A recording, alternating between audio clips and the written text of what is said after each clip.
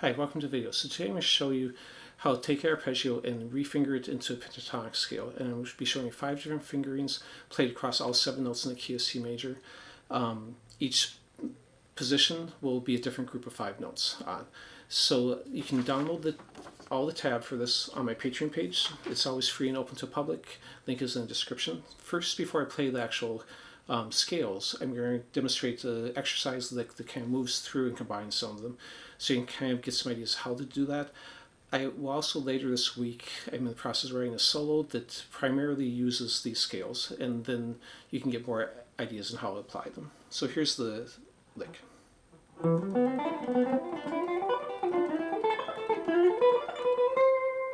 Okay. So let's get into the actual scales now. So when the difference between a scale and arpeggio sometimes isn't as obvious.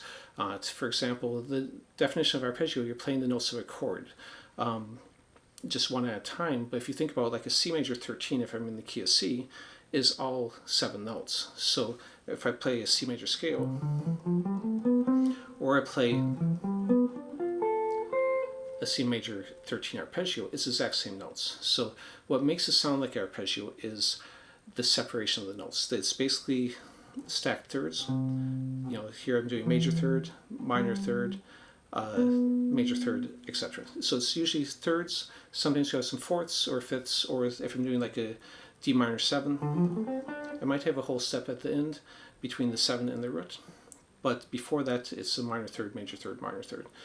So that separation of notes is what makes it sound like arpeggio. So if I want to make arpeggio sound like a scale, all I need to do is take those things that are in the second octave and put in the first octave. Now, if I did it with a 13, it'd just be a normal major and minor scale, so nothing interesting there.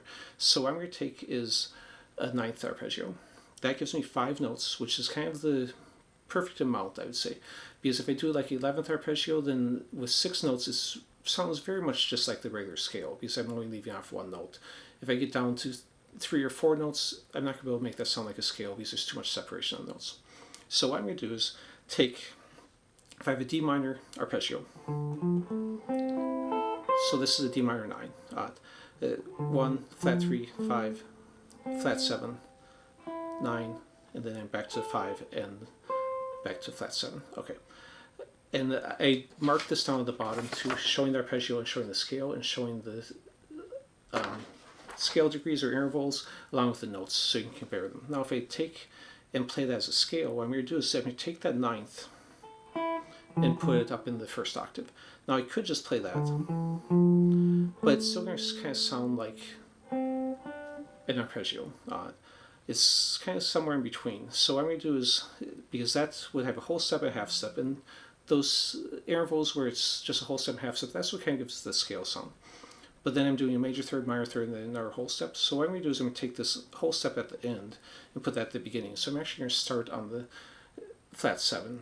So I'm creating a third inversion on it. So that way I get a whole step, half step, and then major third and minor third.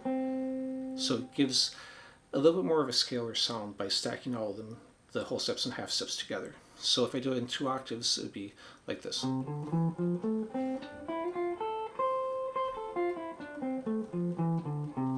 And as you can see, in my opinion, right there, even though I'm just playing straight through the scale, not doing any improvising with it or anything interesting with it, it sounds much more musical than if I played through just the scale in that position, in this case a major scale. Because that just sounds too much like a scale. By leaving a couple notes out, you get those thirds in there, and that kind of makes it sound a little bit more like a lick. Now, how I'd actually use this is you can combine it with different positions like I was doing in the beginning, or you can just be playing your normal scales. You know, I'm just going to improvise a little bit. So I could be taking an arpeggio and a scale run, and then you can go into that little piece that leaves those notes off to kind of create contrast. So I wouldn't necessarily do a whole solo in those, though you could, but it's more something where I maybe going to add back in my regular scale notes and then take them back out at times to give more variety. Okay, so let's go and move through the different positions. So now if I do the same thing on each of the 7 notes, the easiest way to think about this, I think, if you're not that comfortable with knowing what the intervals are, is just think of the pattern. So basically what I'm doing here is I'm playing 4 notes in a row in the scale, then I'm skipping a note, and then I'm skipping another note. Then I start over, do 4 notes, 1, 2, 3, 4, skip a note, which in this case is a major third, and then skip another note, which is a minor third. So then I do 4 notes in a row, and then do the thirds. Okay, so if I do that same thing, and let's go back to and start on B, which would, because again I'm starting on the 7, would be a C9, or a C major 9 in this case. It would sound like this. Now at this point I usually use a third finger, but you could use a pinky there.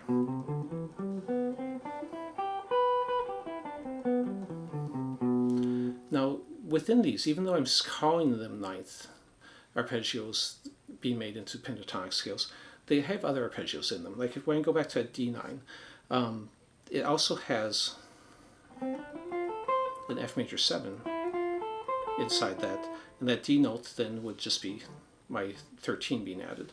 It also has an A minor arpeggio in it, with the other 2 notes being the 11 and a flat 13, or you could think of it as a 4 and a flat 6. So the reason I'm calling by the ninth is because that's the only one where it fits 100% in the arpeggio without having to have it be adding different notes to it, like a major 7 with an add 13, for example. So now, as I move up, so I did off the B and the C, now I'm going to move up here, so now this would be starting on the D, but it'd be the E minor 9. And in this case, or actually E minor 7 flat 9, because of the Phrygian position, because we're in the key of C. So it's going to be like this. But again, just think 4 notes. Then on this finger, it's a little bit awkward. I'm going to use the 2nd and 4th fingers because that sets me up for the what could be 1st and 3rd, but I'm going to use 2nd here because that pulls me forward into this 7-10.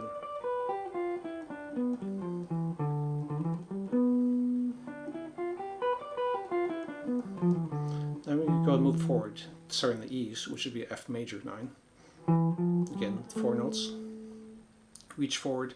I'm going to use 3rd finger because that sets me up to have 2nd and 3rd here. This is actually the same finger as I did down here on the C major, starting on the B note. So 2 of these fingerings, the C major 9 and the F major 9, and then the D minor 9 and A minor 9 are the same fingerings. So there's 5 different fingerings, but then there's also 2 that are repeated. So now if I start on the F, which would give me my G9, or dominant one.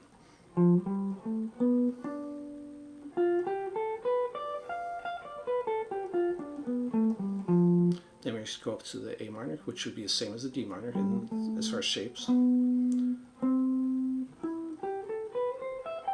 Now I could do, what I could do is use the pinky here, or use the 3rd finger. It doesn't really matter, that's your choice. On the major thirds, a lot of times I will use the pinky. When I'm doing the minor thirds, a lot of times I'll use the 3rd finger. So now if I go up to here, I'm doing off the B. So this would be the Locrian position, so it's got both a flat 5 and flat 9 in it.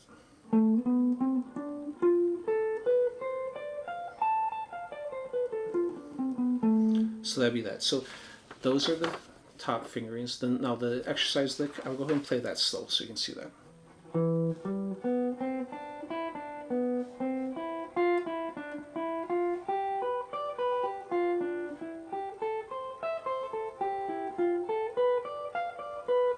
So you can see I kind of just shift through those positions, then gradually just get more comfortable with it until you can play it faster. But once you got the positions down, it really doesn't take long to get so you can shift between them. I just go and practice taking maybe just 1 octave at a time. Most of the time I won't play both octaves because again I'm switching between your standard scales and these. So I might play 1 octave out. So maybe practice just doing 1 octave and moving up the neck.